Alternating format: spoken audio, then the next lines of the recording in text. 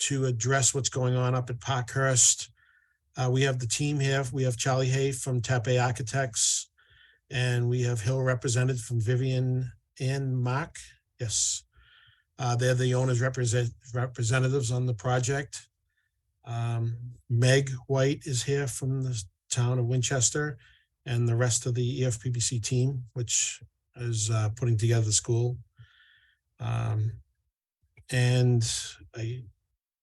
Charlie, do you want to give an overview of what we're doing? Are you able to do that? Or I guess we're jumping right into smart space presentation.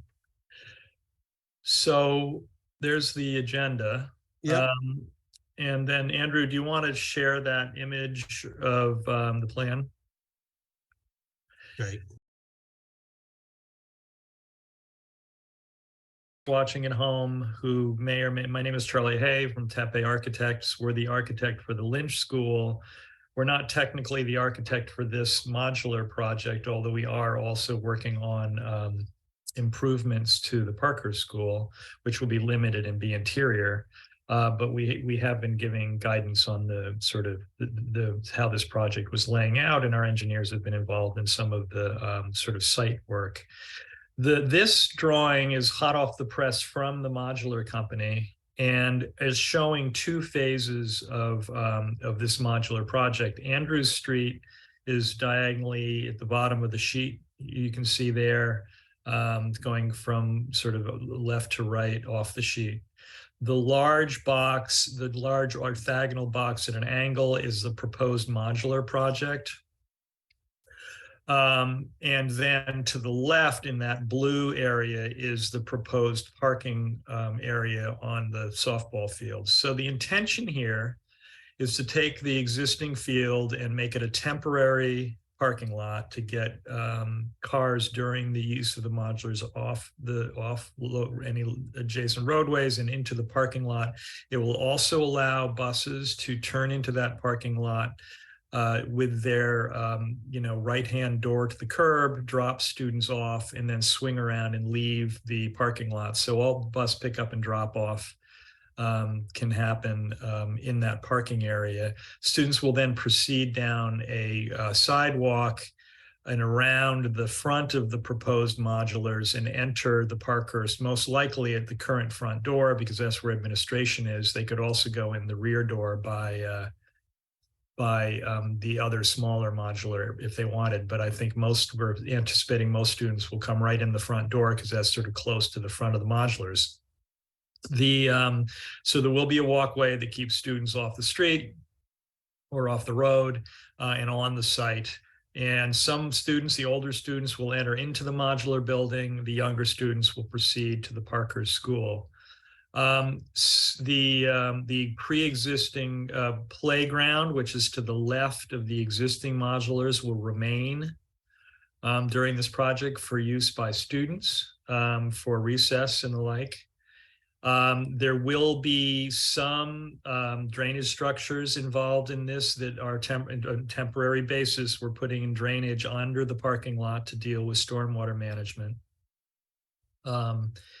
And when the project ends, this is all obviously a temporary measure. When the project ends, the parking lot will be removed and the field restored. The sidewalk will be removed and the hillside restored. The modular will be removed, and underneath it will be the existing parking lot, but they will, anywhere required for patching will be patched. In the existing Parkhurst School, some of the parking will remain in front of the modular classrooms for handicap spaces and for people who need to be close to the building for one reason or another. Some of the parking that's currently there, the upper parking, if you will, is being covered by these proposed modular units. So the reason that there's these colored areas is that the blue area is the first phase. So this is not only a site plan that the modular company is proposing, it is also a phasing plan. The blue area is the site work. They're doing the site work first. So as the modulars are being fabricated, they're going to get out, and I think Hill shortly is going to talk a little bit about schedule. The modular company is going to come out and they're going to build this temporary parking lot where the field is now, and they'll at least get the binder course down. They may or may not work on the this walkway that goes down, and they will most certainly begin to prep the area where the modulars go. However, they don't want to disturb the active the active Parkhurst school during the school year. So most of the work that's going to happen in the green area will happen once school is out. But the blue area is going to happen in the spring, this spring, and it will allow them, when they do bring the modulars on site, they're going to stage those units in this new parking area. So they will arrive, they'll be dropped off, they'll be staged there, they'll wait there to be relocated down to their permanent location, which is in the green box. The green box work, what they call phase 2, is really going to happen later in June and through the summer. And that's going to be setting these creating the footings for these modulars where needed, which is not many. Mostly they just sit on CMU blocks. But setting the units, knitting them together, stitching them together, and then completing the the enclosure and the interior classroom space. So that's what's going to be happening. So there's not going to be a lot of outdoor work once these are dropped on site. Most of the work really happens inside. It's obviously stitching units together, because obviously they come in modular units, and then of course powering it, making it suitable for students and for teachers. So that's why you're seeing a blue box and a green box. And then in theory, by later in August, this whole project should be done and operational with any luck. And there are ramps on the front and the back that bring students up and are handicap accessible, fully accessible for everybody. And then when school opens, as I said, you'll have a pickup drop-off zone with buses and parking, and you will have limited parking down by the old Parkhurst, and the existing playground will be fully in use. And this is theoretically a 2-year kind of situation for this site. And I think with that, I'm probably done, and I can hand it off to Vivian and Mark to talk about schedule. Thank you, Charlie. Hi, everybody. I'm Vivian Verbedian with Hill International. We're the owner's project manager for the Lynch Elementary School project. Along with me is Mark Krikorian, and he's the assistant project manager assisting on this project. Granted, we don't have a huge role to play in the Parkhurst modular project, but we still are involved in making sure that the project goes smoothly for the town, as well as any coordination efforts that need to happen. We will be on site monitoring the progress that the modular contractor will be working on. And as Charlie mentioned, there are a great amount of work to be done between now and the beginning of the school year. If we could just progress to the next slide where there's the schedule. Thank you. So at the moment, as you can see from our project milestones schedule, and as Charlie described, we are currently preparing the site and the utilities. I'm sure you have noticed already the construction fence go up around the Parkhurst area, as well as some activities occurring. We are beginning to place the piers earlier, as Charlie mentioned, for the modulars, as well as preparing any excavation that needs to happen, the earthwork, and installing the new asphalt surfacing that will happen in the upper level as a parking lot. The modulars are not anticipated to arrive on site until June 19th and thereafter. Originally, they'll be placed in the field section as the area that needs to be prepared for the modulars is completed and prepared, and then afterwards they'll move it down to its location. We're hoping that this entire endeavor will come to a substantial completion by August 11 of 2023, where all the permits, all the sign-offs, and making sure that all of the cabinetry, the carpentry internally to the modular space has all been completed to our satisfaction and to the school satisfaction, so that it becomes a usable space for the school and the teachers. The teachers are hoping to move in around August 15th and thereafter, with September 7th as the date earmarked for school opening and welcoming students into the new classrooms, into the new temporary classrooms. And if there's any questions, I think that was Yeah, all. we're going to for take, my- so thank you, Vivian. If you have any questions, please use the chat and we'll assign someone to best to answer if any questions from the audience. Jay, Andrew, can you pull up the site plan for a second? I just want to point out one thing. Charlie did a great job explaining what's going to happen here. The blue line represents the temporary construction fence, which you are seeing now. And inside there is a porta potty and a dumpster and a temporary office. The green fence is not up yet. When all the work is completed on both of these phases, those fences will be removed, and as will the dumpster and the porta potty. So the fencing, it will not remain up during the project. I just wanted to point that out. I know it's probably evident, but I just wanted to clarify that. It's a good point. All right. Any questions coming in? Are we monitoring the chat? None that I'm seeing, Jay. So we just want folks to go into you can go into the Q&A function. So we do have a question that just came in from Ellie. She wants to know how high or how tall are the modular classrooms?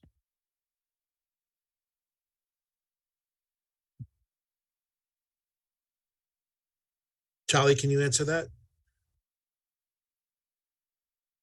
I'm sorry, can we, how tall are they? Yes. I believe they're 13 feet, I think we talked about today. Okay. So a store, a house is typically 12 feet or something for a story. So 1-story building. It'll be like the ones that are out there now. I was gonna say, yeah, like the ones that they had, just with the grade change possibly. They will fit in underneath their existing power lines that run along Andrews Road, so they will fit in underneath those comfortably.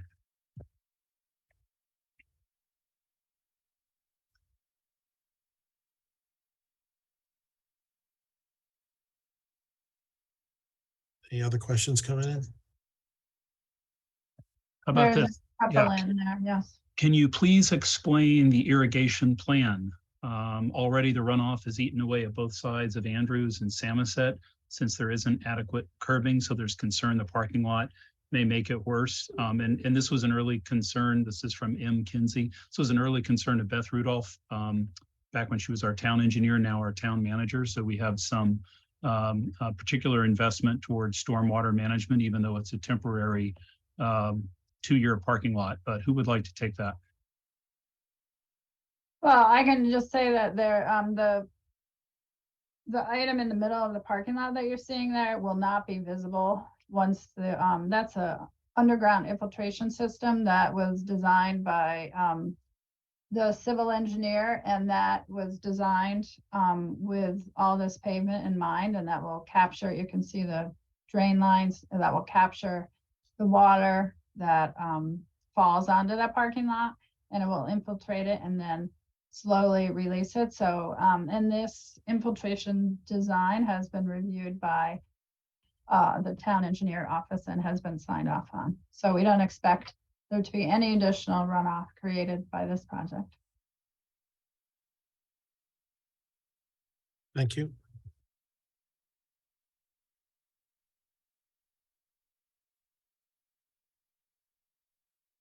What I might do, if we want to wait on others to type questions, Jay, just for a moment, because I'm going to jump from my computer to my phone when I go mobile here in a minute. I'd like to share screen just to share with everybody the website real quick, and then we can jump back to the site plan. So if you go to lynch2025.com, I'll click on the homepage here real quick. We've had this evolves over time. On the homepage, you'll find a banner here for what's new, brief description of the project, and kind of a historical timeline. We have some pull downs, one of which does include swing space, traffic, and safety. This page has also evolved a little bit over time. So at one point it was dedicated only to swing space, but as folks are probably well aware, ballot question number 2 that passed in January was an operating override to put money towards debt service for Lynch neighborhood traffic improvements. So we have a description of what that work is all about. And that's followed by a description and pretty detailed history of the swing space options. So this was just recently updated. You can learn more about where we are both in February with the bidding and the March construction update. So we will update this page from time to time when we have new information to share. So that was it. I guess this is a good question for Charlie and then Mark. Charlie, what happens to the infrastructure after 2 years? The drainage, does that remain under the field? Or does it do any good for the field? Or is it? The documents currently call for all of these improvements to be removed. That's what's owned currently in the scope. Okay. But not the infiltration system. So, I mean, I'll Meg, I'd have look to into that. Yeah. check, but I believe that's being removed as well. I mean, it is really designed for the impervious surface that's being added. Once it goes back to being pervious field, I'm not sure it's required. Okay, we'll look into that. I'm not. Mr. Guston has a question about trailers. 2 trailer loads of fill were dropped outside the silt fence, and is it EPA tested? I don't know if that was fill or loom. All that material is coming from a reputable source. I can't speak to specifically to EPA testing, but I don't do EPA testing on the fill I order myself. I just know where it's coming from. Can anybody speak to that specifically? I don't know the specific answer either where it came from, but it is illegal to import or export contaminated soil. So I mean, I can find out where it came from, but I'm sure it's a reputable source, and I imagine it's for the maybe it's going to be used for compaction for the the parking lot, since that's where it was brought up. It's certainly not required down by the modulars. Yeah, I think it could even be, Meg, for the transformer pad that's getting put in, which is sort of mission critical, and they want to get that poured. So it could very well be for that. Yeah. The only thing I can add, Meg, is why was it outside the silt fence, I think it was brought in before the fencing was put up, so. Okay. Yeah. Okay. There is a question here for Frank. Where will the kids go during recess? Lynch has a big field for kids to play. A lot of operational issues associated with moving the kids to Parkhurst that are in development. But Frank, do you want to address that in any way? Sure. Just thank you for the question. I'm Frank Hackett. I'm the superintendent of schools. We are still working on the logistics of the operational day, the school day, what students and grade level is going to go where. We do have, clearly, it's not Lynch. The current Lynch play field actually is primarily the front parking lot, although they do have a large playground area. We still have a playground, as you know, at Parkhurst now that will stay in place.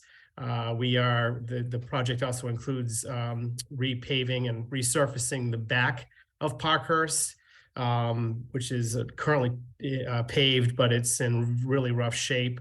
And we are talking as early as today about trying to locate a hard court play space for older kids, perhaps with a basketball hoop, foursquare, those kinds of activities. But it's definitely going to be tight. A lot of it will be, we'll have to schedule differently than we do currently at Lynch in terms of how many kids are out at the same time. But again, parents are going to be part of that communication, and it is a concern. There's no question, but we believe that we can accommodate it. We will accommodate it as best we can. Jay, Mr. Guston has like 3 questions, if it's okay with Jim. I'm just going to throw all these out. Yes. He's got a question about how are the schools allowed to dig up the road? I'm assuming he's referring to Andrews Road. How are we allowed to dig up and trench a newly paved streets? 5-month-old paving work. I mean, we typically have a moratorium on street opening permits. He's asking, is it in writing to restore the play field, and what's the cost to move the modulars each 3 times? If I can take a stab in reverse, well, I'm not sure what it means to move the modulars 3 times. Their arrival on site, their placement, and then their removal for site restoration is all included in the cost. Importantly, by the way, this work came in under budget, which we were thrilled about. And is it in writing to restore the play field? It's in the contract documents. We own it. It's a part of their bid. I don't know who wants to tackle the question about Andrews Road and digging it up. Well, it is allowed. It happens all the time. Unfortunately, the town will come in and, pave a road, and then a resident may have a gas line that they're bringing to their home, and the road gets dug up. So unfortunately, it does happen. The contractor will be required to patch. And I don't have it in front of me, so I don't know exactly the extent of the patch, but it will be, have to, meet the DPW. We'll have to review and approve it. There is a question about the playground. It looks like Dr. Hackett is addressing that one in writing. And I had multiple windows open. I thought Mark Scott had his hand up earlier. He did, I'm sorry. Did Mark want to say something?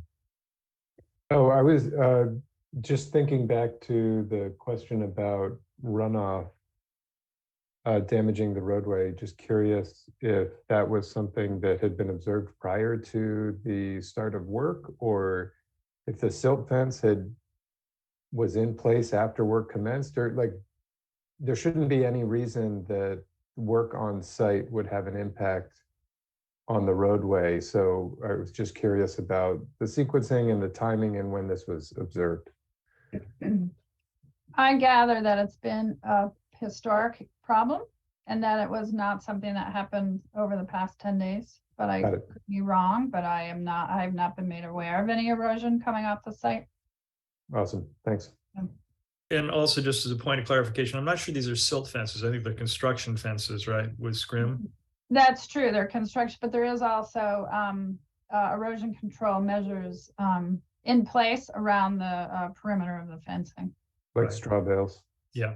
Yeah. But this is not notice. There's no notice of intent here. There's no conservation commission. There's no correct. wetland. So Right. This is purely good practices around construction site. Got it.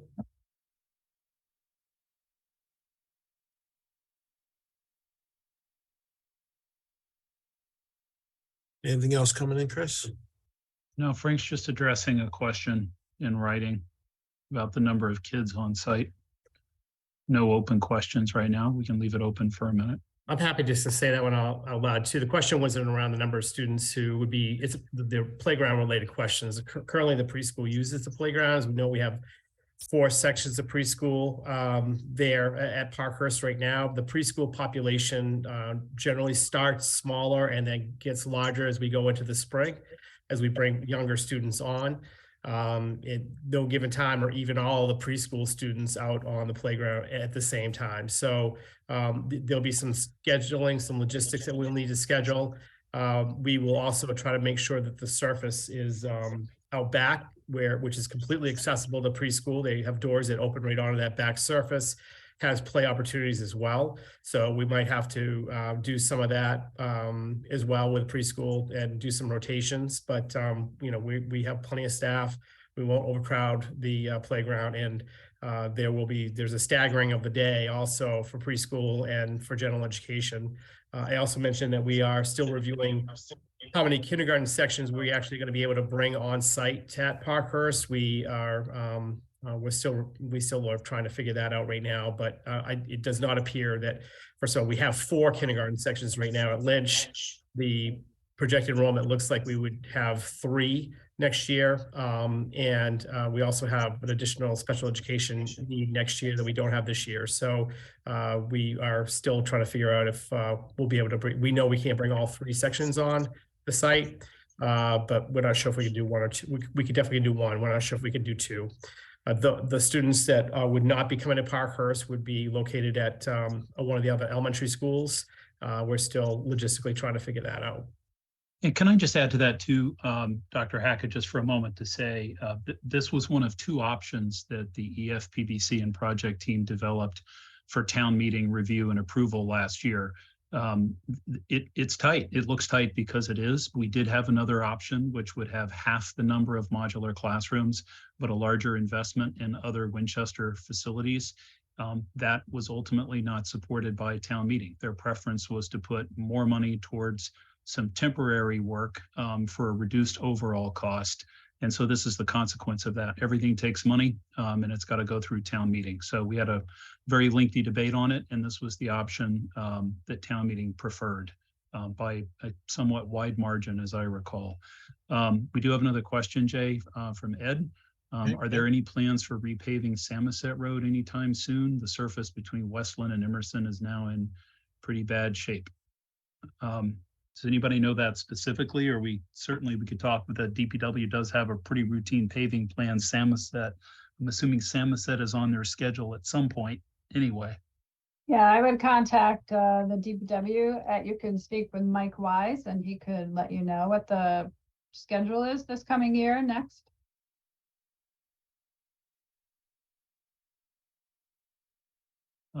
And then Jim Guston has another question. Will the nighttime meetings or classes be in the Parker School or the modulars? If Jim, if you're referring to things like school committee meetings, we do have school committee meetings in the evening. Those are those are in the modulars that we already have. And those modulars remain. So you see those at the top of just on the other side of that green fence. Those are the two modular classrooms. Those date back to the Ambrose swing space. So some of those rooms are set up with technology that's helpful for WinCam to broadcast our meetings. Dr. Hackett would have to speak to other sort of nighttime activities planned in the building. So just to say that we also are reviewing moving the school committee to the high school. We're in conversation. We've been working with WinCam on that possibility because that particular room will no longer have the tables set up. It'll be a classroom. So we're still exploring that there would be no planned nighttime activity for us there. We will have an after school program, but and then there in terms of night performances or those kinds of activities with students and parents, we're still working through that, like open house. We have talked about we would need to likely move any kind of larger scale performance. We would have to move off site. So those might be held at Ambrose, for example, or even the high school, but we are still working through those logistics. We're very mindful of the fact that we never want to bring a whole lot of traffic or a whole lot of parent traffic on the site. So we are keeping that it's a safety issue priority, obviously, but it's also just not, the school's not built for that. And related to that, Frank, Ellie follows up, how will traffic be handled during drop off and pickup? That's also being worked logistically. The school committee has given permission to explore and has they are now close to approving an agreement with our transportation vendor to have a separate tier run for the Lynch Elementary School. That would also need to be negotiated with the teachers union. But that would allow us to bring as many students as wanted to ride the bus from the Lynch neighborhood. And the early indications are that there'll be heavy use of that transportation opportunity. We are really strongly going to encourage parents to have their children ride the bus to school. And in the ideal plan, which may or may not work, we are looking to keep any parent drop-off traffic off of Andrews Road. We are opening up the back end of Parkhurst, and we will also be able to have parents queue up to be able to drop students off so that they can walk up the pathway and enter the front building or enter the modular unit. But our priority and our goal is to keep parental drop-off traffic off of Andrews. And Frank, Jim has another question which I'll take a stab at myself. After 2 years, will administration return to Parkhurst? So we never know with certainty what will happen 2 years from now. However, it seems likely that will happen. The school committee and EFPBC put forward a proposal to move central office to the carriage house as part of a renovation. That is a school committee building. That's part of our master plan. That would have been a permanent home. It would have freed up Parkhurst for other use or surplus or anything under the sun. But that was ultimately not supported by town meeting. So Frank and his team need a home. More likely than not, they will be coming back to Parkhurst in some measure. I don't know, Frank, you care to No, I add to just that? added, Mr. Guston, I know it's probably not the intent of your question, but I'm glad someone cares about where the central office is going to be after Lynch is built. Because we are currently spread out at the high school and the Lincoln School. So, but Mr. Nixon answered the question is the way it should be answered. Yeah. We have a follow-up to irrigation. Appreciate the answer to irrigation question. Also wondering about the flow of traffic. Oh, I did this. It was somewhat addressed. I don't know that we talked too much about direction of traffic. Will Samoset become a one-way street going towards High Street, or will traffic and buses be coming in from both directions? A lot of new traffic in a residential area. Absolutely true. I mean, it'll be a new traffic flow, and there'll be more of it compared to VO back in 2013. Frank, did you touch on that? This idea of converting streets to one way? Is that even? Are we there yet? To even we are not there to like talk that? about out loud publicly. We are there. I will say that those options, those kinds of options are on the table. We'll be working closely with the police department and their traffic person to come up with a final plan. Again, our goal is to have the least amount of impact, understanding we will have an impact on the neighborhood, primarily by trying to keep the drop off and pick up parental traffic off of Andrews. There'll obviously be some parental drop off on Andrews if someone's late, or if we need some other kind of accommodation that we need to make. But we've not gotten to the point where we've talked specifically about making anything one way, and we would look to the police department to give us guidance on that. Those discussions are still will begin taking place shortly. And Jim just weighed in that Samoset was one way at some point several years ago. I think this will be the last question I'm going to relay. I'm going to ask Andrew Marin to jump in because I'm about to go mobile here. But Ellie asked, will we be notified when there's construction work done in the area that's expected to be noisy? Some of us work from home. I can empathize with that. I do myself. Meg, do you want to tackle that? So I think the simple answer is no, unless we were going to do anything like blasting or something that was going to be extremely noisy and unexpected, which we are not doing on this project. So I think that you just have to expect that on some days when you hear the equipment backing up, that's probably the worst of it. This is not a particularly noisy, and then that's an individual perception, noisy project. As Charlie was explaining earlier, once the modulars are set in June, the majority of the work is happening inside them to prepare them for the students. So I don't expect there to be a lot of noise, but no, we just don't have the ability to notify residents when on any particular job. There's a lot of work that goes on in the town. So unfortunately, no, we can't do that. But if you have any questions on any particular day, if they start earlier than they're allowed, work hours are 7 a.m. to 5 p.m. If people, start showing up earlier, you're hearing those backup alarms at 6:30 in the morning, by all means, give us a call and let us know. We'll put a stop to that right away. Yeah, I'm going to ask Andrew to relay this question because I'm going to go mobile now. Sure. Jay, there's just a note here from McKinsey saying they appreciate the thoughtful responses here, including the neighbors and the plans. Okay, thank you. And nothing else as of now. All right, we'll give it a couple minutes and. Jay, there was a typo on the Vivian schedule, if you want to be accurate. The May date was like 2025, just saying that. The schedule, Vivian had it, there was a little typo, that's all. Oh, I'm already going into the future, Geeta. The one that you were explaining for the May, it showed as 2025, just. I apologize that you are correct. It should be 2023. Yeah. Thank you for that. Yeah, the irrigation, Meg, I don't know whether to protect the town and the contractor, whether you want to have it pictures taken and keep it, whether that would, you know, if they're talking about runoff, but it's existing now. If it existing conditions, you know, just around the field, you know. Triumph takes photographs on a regular Okay. basis. So, Okay. Yeah.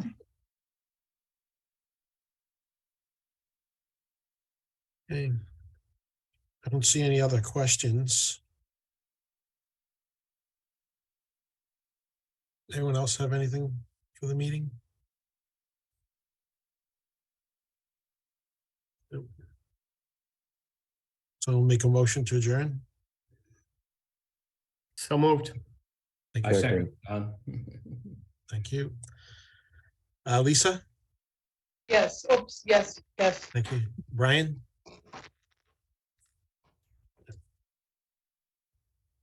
Okay. Geetha, Yes. John? Still. Colleen? Aye. Chris had to jump off. Mark, you second. John Mo's not on. Don Yes. and Emily? Yes. All right. Thank you, everyone, for this attending the special meeting tonight. See you next Monday. And thanks for reviewing the minutes, Great, everybody. nice job, everybody. All right. Good night, Thank you. everybody. Okay, Thank you. Good night. bye-bye. Record.